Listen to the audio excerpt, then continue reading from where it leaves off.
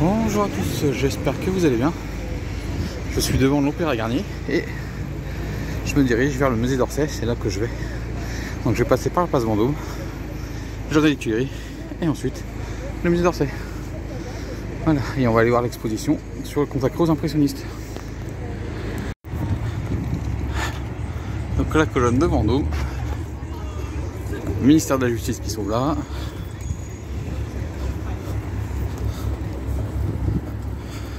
C'est le quartier des bijoutiers.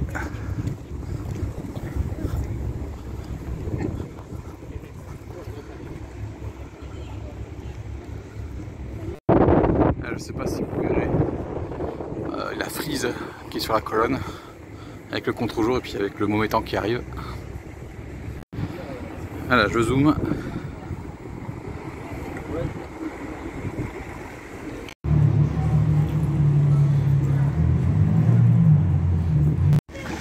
Il y a une partie du jardin qui n'est pas accessible, le jardin de Tuileries. Normal, il va y avoir les JO, donc il y a des endroits qui vont être préparés, des stands. Voilà. Bon, allez, on va traverser vite fait le jardin des Tuileries. Et ensuite, je traverse la Seine et j'arrive au musée d'Orsay. Et oui, j'ai bien compris, j'ai dû réserver mon billet. Parce que c'est complètement plein le week-end. Hein. Donc c'est, si je ne me trompe pas, 16 € l'entrée. Et j'ai pris 6 € supplémentaires pour avoir le guide. Donc on va voir l'exposition consacrée au début des impressionnistes, en fait sur le premier salon. Parce qu'il y a 150 ans, donc en 1874, certains artistes étaient refusés donc au salon officiel. Ils ont dit bah pourquoi on va pas faire notre propre salon. Et comme il y avait un tableau de Claude Monet qui s'appelle Impression Soleil Levant et que vous pouvez voir au musée Vendôme quand il n'est pas en exposition en dehors de ce musée, et ben un journaliste a dit que tiens, ça donne une impression impressionniste. Voilà, c'est comme ça que le mot d'impressionniste est tombé. C'est comme ça que le mouvement a vraiment commencé. Et donc c'est ce qu'on va découvrir dans l'exposition. Comment le mouvement des impressionnistes a commencé. Voilà donc le musée d'Orsay, sur les bords de Seine. Donc c'est une ancienne gare qui a été transformée en musée à partir des années 70. Donc c'est par monsieur Valéry Giscard d'Estaing, parce qu'au départ cette gare qui a été créée pour l'exposition de 1900, ça permettait aux gens de rejoindre la gare d'Austerlitz à Issy pour aller à l'exposition de Paris 1900 qui était ici. On voit en plus le Grand Palais et le Petit Palais à côté. Et donc il y a eu cette gare qui a été créée. Ensuite, cette gare a été désaffectée et au moment où on voulait faire son devenir, donc peut-être la démolir, le président Valéry Giscard d'Estaing a dit non, il faut faire un lieu culturel. C'est comme ça que le musée d'Orsay a été créé, inauguré sous François Mitterrand. Et donc il doit avoir 40 ans de musée, je crois, bientôt. Ouais, je crois que je suis même bientôt 40 ans, ou je sais plus si cette année c'est 40 ans ou l'an prochain, je sais plus du tout. Mais on est plus trop loin des 40 ans. Et donc le musée d'Orsay représente des œuvres d'art qui commencent au début du Second Empire et qui se terminent à peu près au niveau des années folles. C'est-à-dire quand on aura l'Art Nouveau. Voilà. Donc maintenant on va aller faire la queue, voir un tout petit peu le musée, les premières œuvres, et puis ensuite j'irai faire la visite, parce que pour faire la visite de l'exposition sur les impressionnistes, il fallait que je prenne une plage horaire. Donc moi il est à 2 h, là il est 1 h 10 à peu près, donc le temps que je rentre dans le musée. Et puis ensuite on ira voir plein de salles. On a aussi de ce côté-là, là où vous avez l'horloge, la galerie des impressionnistes, parce qu'il y a des tableaux d'impressionnistes qui se trouvent ici, tout en haut. Donc c'est là où la plupart des gens vont. Mais franchement, il y a d'autres endroits dans le musée qui sont vraiment à faire. Et on va aller voir, donc on va aller visiter ce musée. Allez, on se retrouve dans le musée. Pour faire votre histoire, vous commencez par le musée du Louvre, ensuite vous allez au musée d'Orsay, et après vous allez au centre Pompidou. Attention, le centre Pompidou va fermer. Et puis là vous avez le musée de la Légion d'honneur. Puis là on voit de l'autre côté le Grand Palais. Puis on voit l'orangerie là.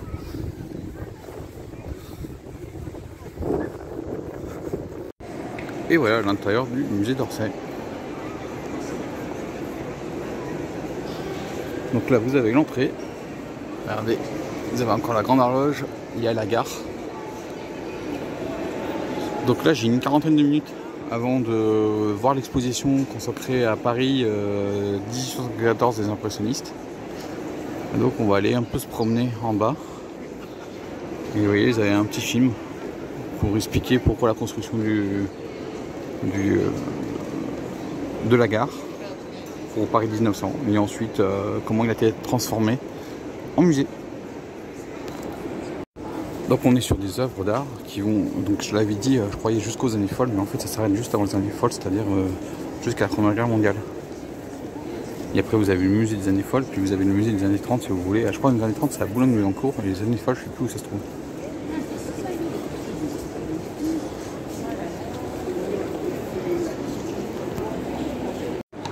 C'est ça, c'est confirmé, c'est 1848-1914 le musée, et le musée a ouvert en 1986.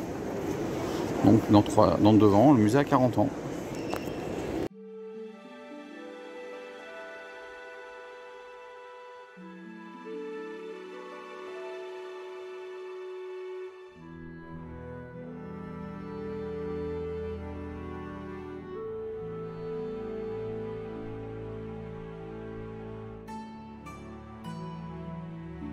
Voilà, là on est dans la salle de Daumier et Millet, donc ça c'est pas de Jean-François Millet, mais tout le reste des tableaux que vous voyez c'est Jean-François Millet. Et là vous avez donc l'église de Gréville, là où certains de mes ancêtres se sont mariés. Et oui, comme je vous ai dit, je suis lié à la famille de Millet. Alors je descends pas de Jean-François Millet, mais d'une cousine un peu éloignée de Jean-François Millet qui, au vu de ce qu'il faisait sur Paris, bah, elle a dit bah, je monte aussi à Paris, et donc voilà, j'en suis un de ses descendants.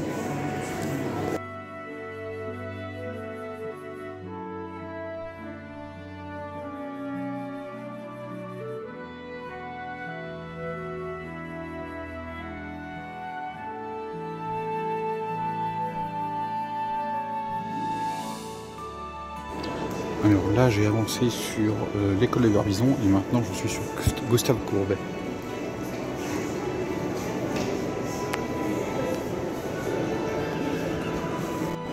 Donc ça c'est la galerie des sculptures. Vous voyez des sculptures. Ouais, on va monter là-haut après. Là où il y a les gens. Et là on va aller faire les Manet, mais c'est avant la période impressionniste. L'exposition elle est ici, en règle générale les grandes expositions se trouvent ici au musée d'Orsay. Là j'ai encore une vingtaine de minutes à attendre avant de rentrer.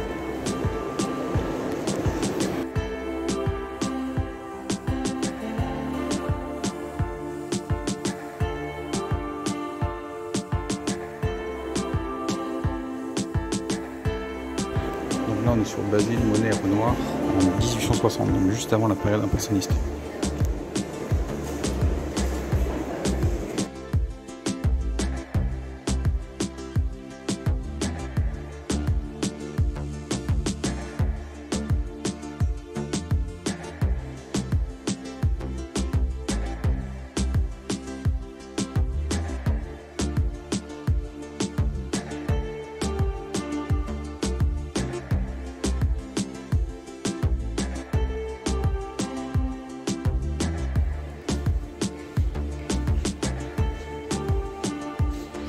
Là vous avez des portraits et autoportraits des artistes.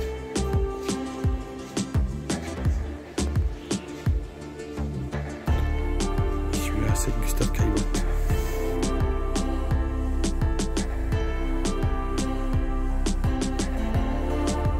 Là on est dans les galeries du lieu Lorient Prévu.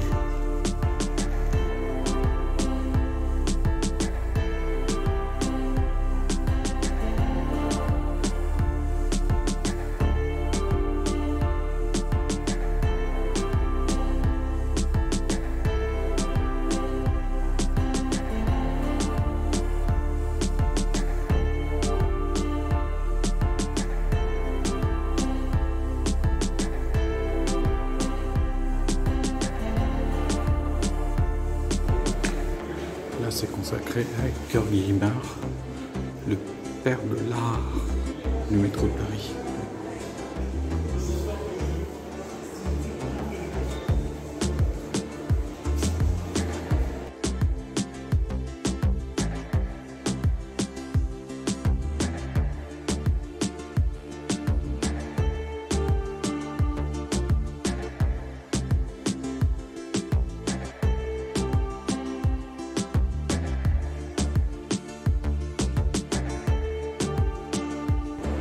Là on est sur Degas et Paul Cézanne avant la période impressionniste.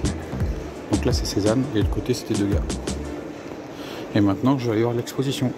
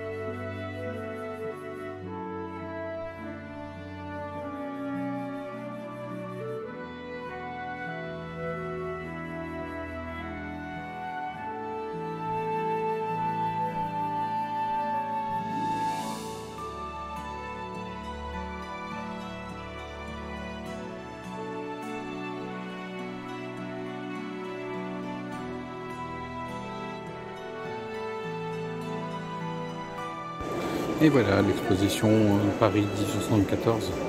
Donc le monde impressionniste est terminé. Donc là maintenant, je vais aller me concentrer sur la partie droite, qui soit à côté de à droite, mais côté scène du musée d'Orsay, avant d'aller en bas pour aller voir toutes les salles qui sont ici. Donc là on va voir les salles consacrées à l'art nouveau, avant de retourner voir les salles des impressionnistes qui est tout en haut. Ensuite je descendrai de l'autre côté, j'irai donc à gauche sur le musée avant de revenir pour côté droit, côté scène, pour voir les dernières salles qui sont au niveau du deuxième étage.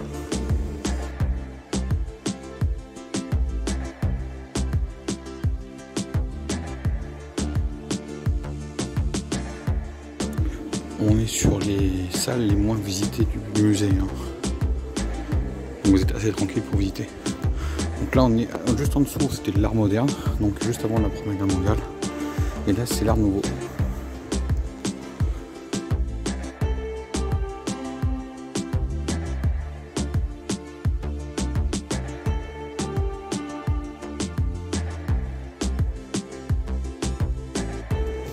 Maintenant je vais aller dans la fameuse galerie impressionniste, donc c'est la collection permanente qui se trouve au musée d'Orsay. Elle est juste au-dessus.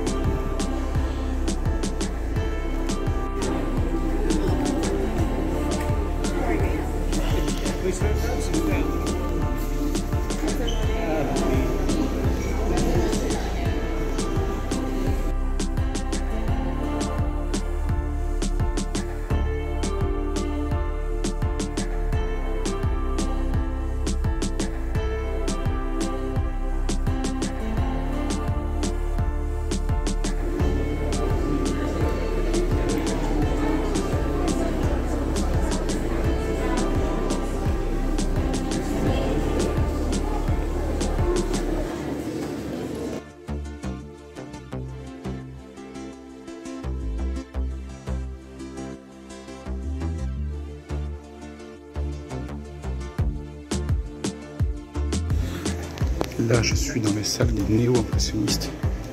Donc, il y a Seurat, Signac, et après, je vais voir Paul Gauguin.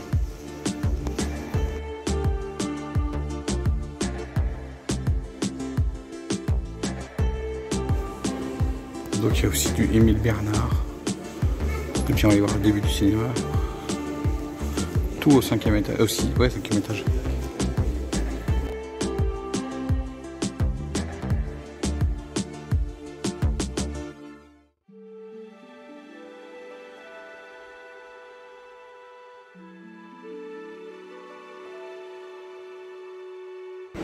Voilà, il ne me reste plus que les salles du 2e étage pour voir tout ce qu'il y a à voir sur le musée d'Orsay.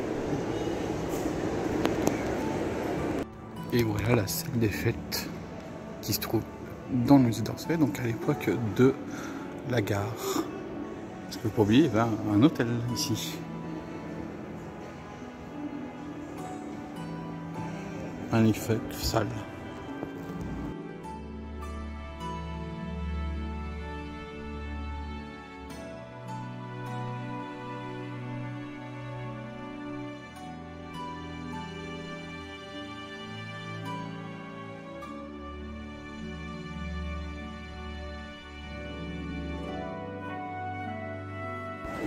Excellent, on ne voit absolument pas notre reflet, on voit ce qu'il y a derrière.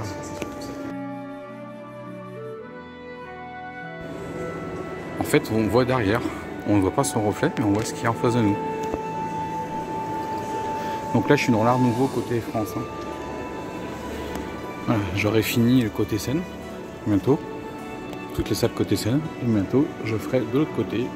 Et ensuite, je pense rentrer directement.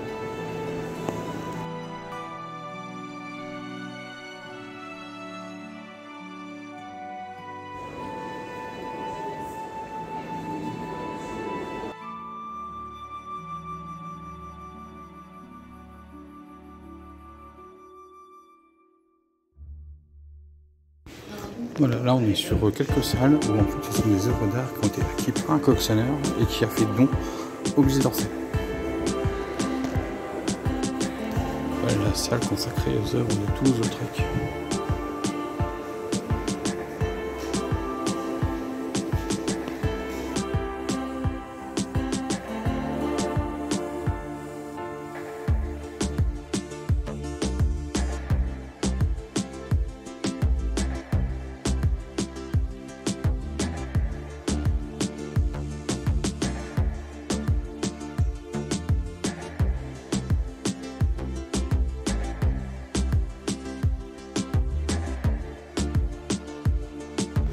Voilà, on est aussi dans des salles qui sont liées à, en fait, une donation par un collectionneur. Et là, on a des Vuillard et des Denis.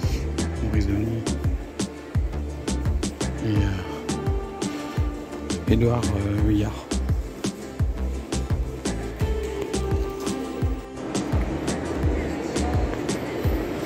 Là, comme je vous dis, ce musée d'Orsay, c'est quand même un des musées plus importants de Paris.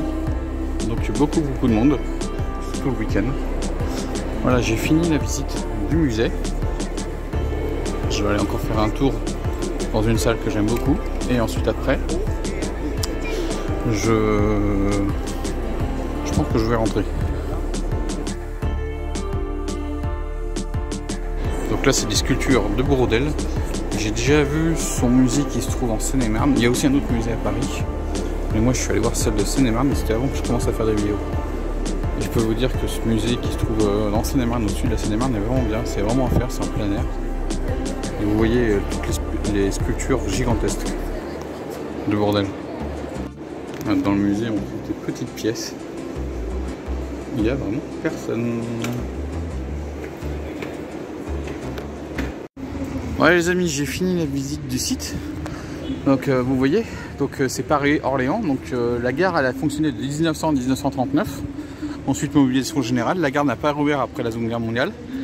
Elle devait être détruite. Et puis, c'est Valéry Giscard d'Estaing qui a décidé non, qu'on va le garder parce qu'en dessous, on a le RERC.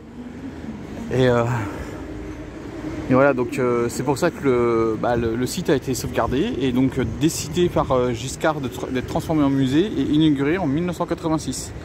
Donc, dans 2 ans, le musée aura 40 ans. Et c'est, je crois, si je ne me trompe pas, ça doit être le 2e ou le 3e musée de Paris. Après le Louvre qui est ici et ensuite vous avez le centre Pompidou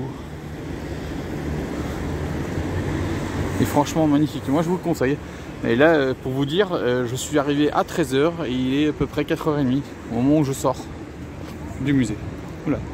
Allez, moi maintenant je vais aller chercher la ligne de métro pour rentrer, mais avant on va passer devant le Louvre. Vous voyez là on a le Grand Palais et derrière on voit les tours de la Défense. Alors celle-ci là-bas je crois pas que c'est au niveau de la Défense, mais celles qui sont là-bas là, derrière le Grand Palais c'est la Défense.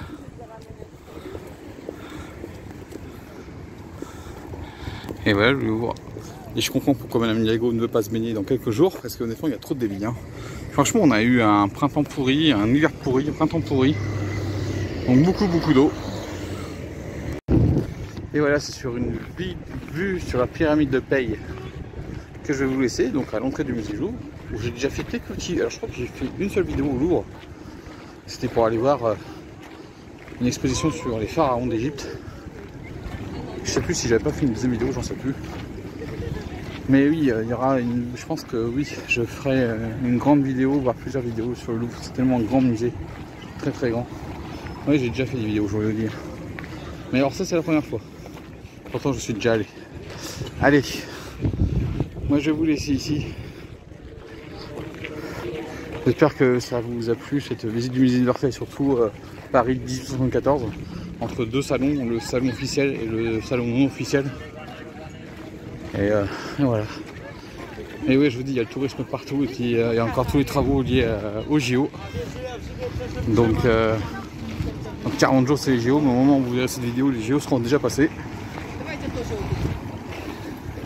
Donc moi je vous dis ciao et à la prochaine.